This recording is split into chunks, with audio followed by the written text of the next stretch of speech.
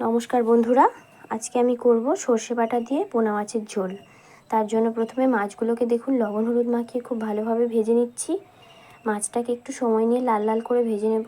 মাছ ভাজা হয়ে গেলে মাছটাকে নামিয়ে রেখে ওই মাছ ভাজার তেলের মধ্যে একটু মোটা করে আলু কেটে রেখেছিলাম, ওই আলুটাকেও লবণ হলুদ দিয়ে লাল লাল করে ভেজে নেব।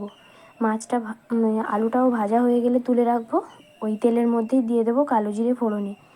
ফোড়নটা থেকে সুন্দর গন্ধ বার হলে দিয়ে দেবো পেঁয়াজ কুচি। পেঁয়াজ কুচিটা দিয়েও কিন্তু আবারও খুব ভালোভাবে ভেজে নেব।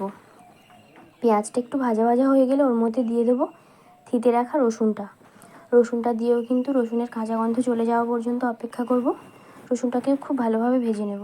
রসুনটাও ভাজা ভাজা হয়ে গেলে ওর মধ্যে দিয়ে দেবো আদা বাটাটা দিয়েও কিন্তু আবারও খুব ভালোভাবে কষিয়ে নেব।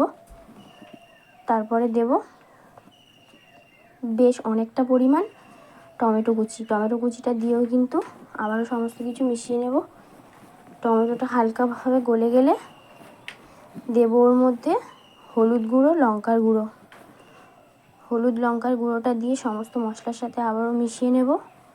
এরপরে দিয়ে দেব লবণটা দিয়েও আবারও সমস্ত কিছু গলে গেলে টমেটোটা গলে যাওয়া পর্যন্ত অপেক্ষা করব। তারপরে দেব জিরে আর সর্ষে বাটাটাও আবার দিয়ে সমস্ত মশলার সাথে মিশিয়ে নিয়ে কষানো হয়ে গেলে মশলাটা দিয়ে দেবো ভেজে রাখা আলুটা দিয়ে আবারও একটু নাড়িয়ে নিয়ে দিয়ে দেবো পরিমাণ মতো জলটা দিয়ে ঝোলটা খুব ভালোভাবে ফুটিয়ে নেব।